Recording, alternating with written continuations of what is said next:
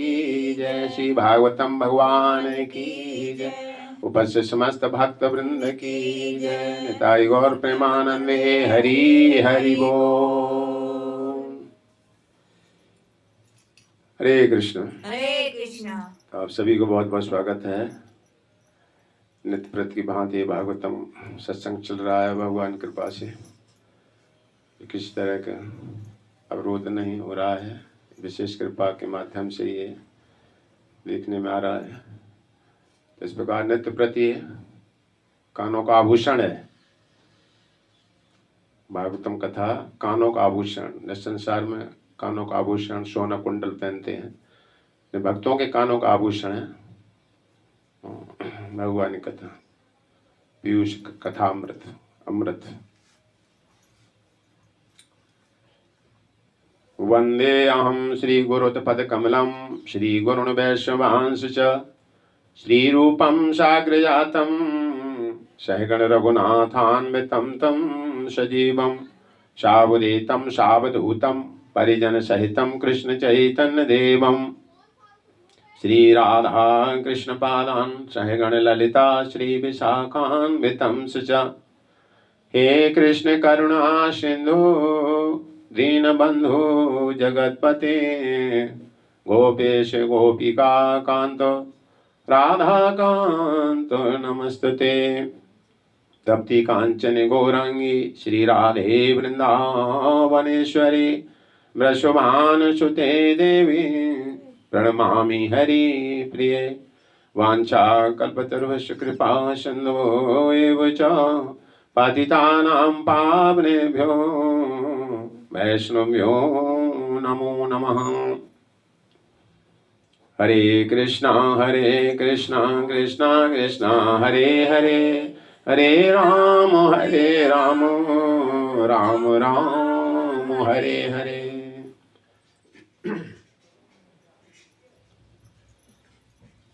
तो हम संवाद सुन रहे हैं भगवान श्री कृष्ण और उद्धव जी के बीच का है। उद्धव जी ने प्रश्न किया था कि नित्य बाध्य और नित्य मुक्त, ये दोनों प्रकार के जीवों में क्या अंतर है। यद्यप जीवात्मा दिव्य है, भौतिक तत्वों का नहीं बना है, लेकिन फिर भी भौतिक शरीर के साथ मिलकर संपर्क रहता है, दुखों सुख दुख से घिरा रहता है, होता ना है। ये जगत का वासी नहीं, यहाँ पर इसका अपना नित्य वैकुंठ धाम घर है। तो किस कारण से ऐसी चपेट में आ गया,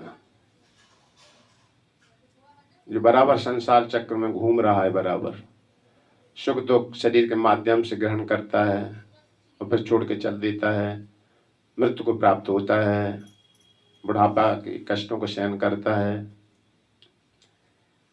सगे संबंधियों के बीच से जब हटता है तो दुख को, असीम दुख को प्राप्त होता है। जब मृत्यु होती है तब परिवार के छूटते हैं तो बहुत दुख होता है।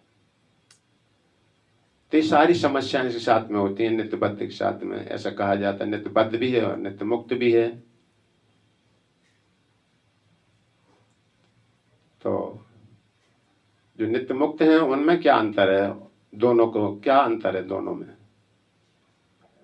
एक को भगवत धाम की प्राप्ति हो रही इसी शरीर से, और इसी शरीर से उनको कष्ट नरकात की प्राप्ति हो रही, संसार में घूम रहे हैं। दोनों ही खाते पीते हैं, दोनों घर मकान में रह रहे हैं। कहते हैं ना, भक्ति करता है, अभक्त होता है वो भी नहीं, वो भी खाता पीता है, और भक्ति कर रहा है वो भी खाते पीते चलते फिरते सब सोते करते हैं ना। तो फिर अंतर क्या है, आप इसका उत्तर देने में सर्वोपरि हैं, सर्वश्रेष्ठ हैं, आप बताइए। तो पहले तो शास्त्रों में बताया ही जाता है कि जीवात्मा हम तुम लघु हैं, बिल्कुल बहुत लघु छोटे, बालाग्र शतभागस, ये आत्मा की हमें तुम्हारी पैमाइश है। तो इस स्वतंत्रता का दुरुपयोग करता है, भौतिक संसार में आ जाता है। चौथे स्कंद भागवत में बात आती है। जैसे मूल अग्नि को तिलंगे जब साथ छोड़ देते हैं, आकाश में उड़ने लगते हैं तो उनका संकट आ जाता है, वायु की चपेट में आ गए। जब अग्नि के साथ में रहते हैं तब तक वायु अग्नि को प्रभावित नहीं कर पाती है। ऐसे विष्णु पुराण में ये भी बात बताई जाए इस तरह से जीवात्मा तो भगवान से स्वतंत्र हुआ, दुरुपयोग किया है सत्ता का, स्वतंत्रता का दुरुपयोग किया है तो भौतिक संसार में आ जाता है, 3 गुणों की माया की चपेट में आ जाता है। क्यों इधर को हुआ? इसकी तरफ आकर्षित हुआ। चकाचौंध देखिए, माया अपना ड्रामा कर रही सारा सब कुछ। ये बैकुंठ धाम है और बीच में कारण सागर है, ताकि इस पार ही संसार है, ये 14 हुए और जीव बीच में स्थित रहता है, तटस्थ शक्ति कही जाती है। जो भगवान की तरफ देख रहे वो बैकुंठ धाम चले गए, उनकी सेवा में नियोजित हैं। और किसी ने मुख घुमाया इधर को, संसार का आकर्षण देगा तो बहुत बढ़िया, बहुत अच्छा है। तो जहां माया का समर्थन किया माया ने पकड़ा नहीं इसको जाकर के। या सम्मतो जीव आत्मन तो तृणात्मकम परो अपि मनते अर्थम चतत पतितम। या सम्मोहित हुआ, मोहित हो गया ऐसा आकर्षण देख करके। कभी कोई हो ना व्यक्ति कोई स्त्री रूप देकर मोहित हो जाता है सब जगह, और सब अपना जीवन ध्यान सब गंवा बैठता है उसके पीछे। ये माया है, मोहित हुआ जाकर। इस प्रकार दिव्य होता हुआ भी यहाँ के दुख को सहन कर रहा सब जाकर, उसकी पकड़ में उसकी स्वामी बनना चाह, आकर्षित हुआ। तो इस प्रकार भगवान समझाते हैं न तो नित्य बद्ध है न नित्य मुक्त है। वास्तव में अगर देखा जाए केवल इसे ज्ञान नहीं है, बस अज्ञान का। ज्ञान क्या नहीं है? ये समझ नहीं पा रहा कि जो मेरा अंश है, भगवान के हम अंश हैं, ये हम तुम नहीं समझ पा रहे सब जाकर। भगवान ही स्वाभाविक हमारी प्रेम की मुख्य वस्तु हैं। क्यों? भगवान गीता में बताते हैं 15 अध्याय में, ममय वांसो जीव लोके जीव भूत सनातन। ये जीव मेरा अंश है, समझ गए? हम संसार के अंश नहीं है, संसार के नहीं है हम यहाँ पर। ये तो केवल सजा भोगने के लिए भेजा जाता है इसलिए। भगवान ही प्रेम की वस्तु है सबको जाकर। लेकिन ऐसा ज्ञान भूल जाता है, भोग करने की इच्छा से माया का इच्छा जागृत हो जाती, निकष्ट माया झपट रख पकड़ लेती। तो हम तो किस कारण से बहुत संसार में घूम रहे हैं, उसी के लिए समाधान भागवतम दे रही जाकर के, पहले तो कारण बताती। तो उसे अपना ज्ञान नहीं कि मैं भगवान का अंश हूं, तो अंश को अंश की सेवा करना चाहिए, ऐसा ज्ञान नहीं है उसको जाकर। जैसे ज्ञान होना चाहिए कि मुख में भोजन डालो, शक्तियां सब जगह शक्ति संचार होगी, तो ऐसा नहीं देखें आंख नाक कान पर रखने में लगा है। तो ऐसे हम तुम सब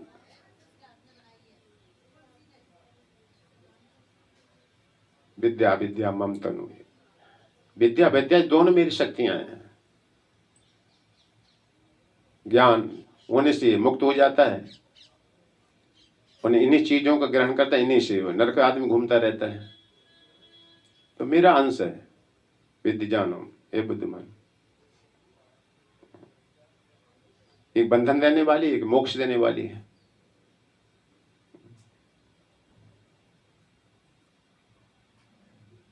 तो भगवान इसमें आज के श्लोक में बता रहे हैं। भगवान को नमस्कार हो गया? अभी नहीं, चलो आगे बढ़ते हैं, पहले नमस्कार कर लो। ओम नमो भगवते वासुदेवाय। ओम नमो भगवते वासुदेवाय। ओम नमो भगवते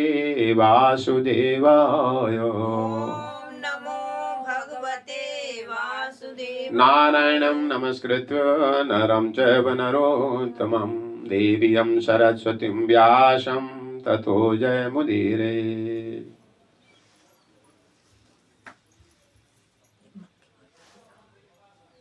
भगवान के द्वारा जैसा बात बताई जाएगी उस क्रम से चलोगे तो ही बंधन से छूट जाओगे। भगवान गीता में तुम मेरी बात नहीं सुनोगे अर्जुन, न षोडशे विनश्यति। अर्जुन तुम मेरी बात नहीं सुनोगे तो तुम्हारा विनाश हो जाएगा, मतलब नीचे चले जाओगे, हो गया सारा विनाश। तो भगवान बता रहे हैं आज के श्लोक में, इंद्रियार्थेषु गुणैरपि गुणेषु च गुह्यमाणे वश अहं कुर्यान्न विद्वानस्त्व विक्रियः। इसका अर्थ है भौतिक इच्छाओं के कलमश से मुक्त प्रबुद्ध व्यक्ति, भौतिक इच्छा नहीं होती, केवल आध्यात्मिक इच्छा होती है कि मेरा जीवन भगवान की सेवा के लिए मिला है, ये आध्यात्मिक इच्छा हुई है, आत्मा संबंधी ज्ञान जानना जाएगा। तो भौतिक इच्छाओं के कारण से कलमश से मुक्त प्रबुद्ध व्यक्ति अपने आप को सारी कार्यों का कर्ता नहीं मानता है। यहाँ सबसे पहले जैसी पकड़ में आता है माया की में, परंतु वह जानता है कि ऐसे कार्यों में प्रकृति के गुणों से उत्पन्न इंद्रियां ही उन्हीं गुणों से उत्पन्न इंद्रिय विषयों से संपर्क करती हैं। तो इसको समझो अच्छी तरह। भौतिक इच्छाएं, भौतिक इच्छा क्या है? इस संसार की प्रत्येक वस्तु को हम भोगेंगे, ना अच्छा बढ़िया खाएंगे, अच्छा बढ़िया पहनेंगे, इस शरीर से हम कमाएंगे, खूब बढ़िया खाएंगे, खूब बढ़िया पहनेंगे, ये भौतिक इच्छा हो गई, है ना। तो ये इच्छा अनादिकाल की रहती है, इन्हीं की पूर्ति हम तुम सब करते हैं। खाना, सोना, संतान पैदा करना और भाई से रक्षा करना, ये सभी योनियों में सब जीव जंतु पक्षी करते रहते, यही इच्छा करते चार पूरा। किसी के लिए चाहे पशु पक्षी के हों, चाहे मनुष्य की हों, है ना। तो ये भौतिक इच्छा हो गई।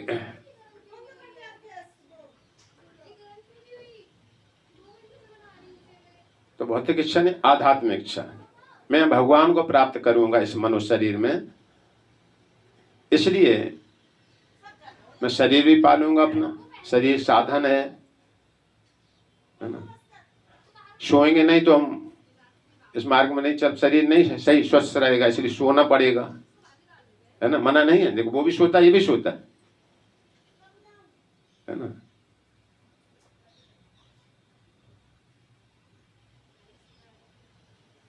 आहार, निद्रा, भय और मैथुनम से संतान पैदा करना, ये चार ही काम हो रहा है। तो भक्त भी इन चारों कामों को करता है ना, खाता है वो भी, लेकिन भगवान को भोग अर्पण करके ही खाता है।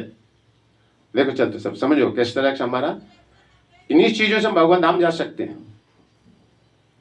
यही चीजें करता है जीव, बद्ध है यहाँ पर संसार में घूम रहा, और यही चार चीजें की दिशा बदलना है, और कुछ नहीं करना है, समझे। तो खाना मना नहीं है ना। तो ये भगवान का प्रसाद हो गया, तो आध्यात्म बन गया, भगवान ने ग्रहण कर लिया, भगवान का उच्चिष्ट हो गया, तो ये अब भोजन नहीं रहा, प्रसाद हो गया। इसलिए कहा जाता है भगवान का प्रसाद पाइए। संसारी लोग कहते हैं खाना खाओ, होता है ना, अंतर होता है। तो भगवान का भक्त प्रसाद खाता है। भगवान कहते हैं जो कम खाता है वो भी योगी नहीं बन सकता है, और अधिक खाता वो भी योगी नहीं बन सकता। अधिक खाओगे तो बहुत सारी फिर मेहनत करना पड़ेगी, धन जुटाना पड़ेगा, समय होगा बर्बाद, और ज्यादा खा लो फिर लेटरिन को भागो, नहाओ दो, बीमार हो गए, होती ना समस्या। पेट की समस्या से सारी समस्या बढ़ती है अधिकतर। जो खाने में कंट्रोल नहीं होते हैं, है ना, सात्विक भोजन ग्रहण करें, कुत्तों बिल्लियों को भोजन खाते हैं, कोई मांस खाते हैं, है ना, दूसरे भोजन खा रहे हैं कुत्तों का, तो इस प्रकार उनके पेट में तमाम तरह के विकार पैदा होंगे जाकर। और मान लो सात्विक सिंपल भी खाते हैं तो हिसाब से खाते हैं, कितनी पाचन शक्ति है, टाइम बेटाइम नहीं खाते हैं, हर चीज का ज्ञान दिया भगवान ने गीता में, समझा। ज्यादा तीखा खट्टा चटपटा नहीं खाते हैं, ये रोग बढ़ाने वाले होते हैं, गीता में भगवान कहते हैं। तो खाना मना नहीं, तो है ना, शरीर पालन तभी तो होगा, शरीर से तब भजन करोगे, धन कमाओगे, शरीर में लगाओगे, और भगवान की भक्ति करेंगे जाकर। तो ये आध्यात्मिक भगवान की प्राप्ति के लिए मैं सारा सब जुटा रहा हूँ जाकर। आहार निद्रा, सोते वो भी सोते है ना, नहीं सोओगे तो पूजा कर पाओगे सभी ना, सारी रात जगह रहो। हर चीज की लिमिट बनाई गई। भय है ना, धर्म से चलोगे उसमें भय नहीं लगेगा तुमको कहीं भी, है ना। जैसे बिजली कनेक्शन चोरी से डाल लो, आपको भय लगा रहेगा, कितने आप बलवान हो तुम जाकर, रहेगा ना भय। क्योंकि पाप कर्म करता है उसमें भय होता है, ये नियम है, भय पैदा होता है। जैसे अघासुर है, अग माने पाप, अघासुर है ना, क्या था अघासुर बताओ। भगवान की लीला में आया था ना, बहुत विशाल सर्प बन के आया था। तो पापी होते हैं सर्प का शरीर मिलता है, ये भी बताया जाता है। तो अघासुर जो पाप कहा जाता, अघासुर मतलब मूर्तिमान।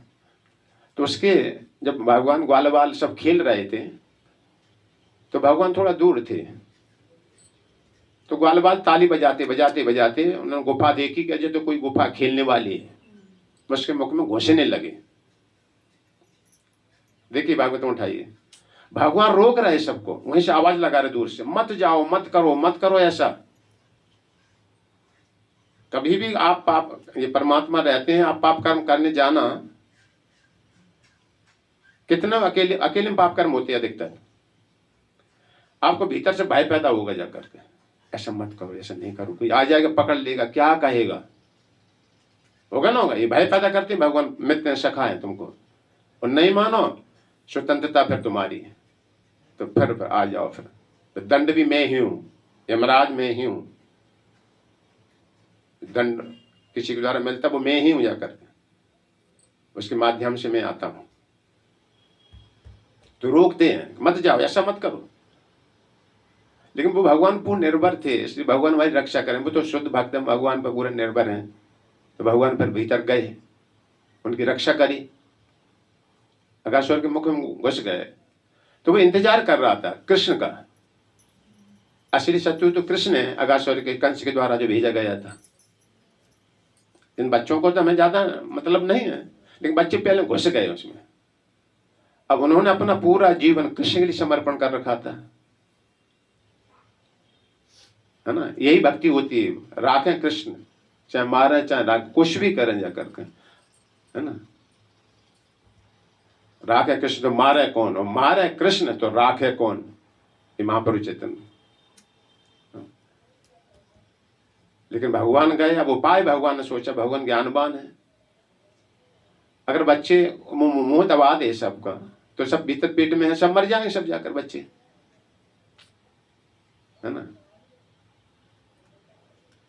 तो भगवान ने अपना विशाल रूप उसमें प्रकट कर दिया, बढ़ा दिया ऊपर को, अपन भी घुस गए उसके अंदर।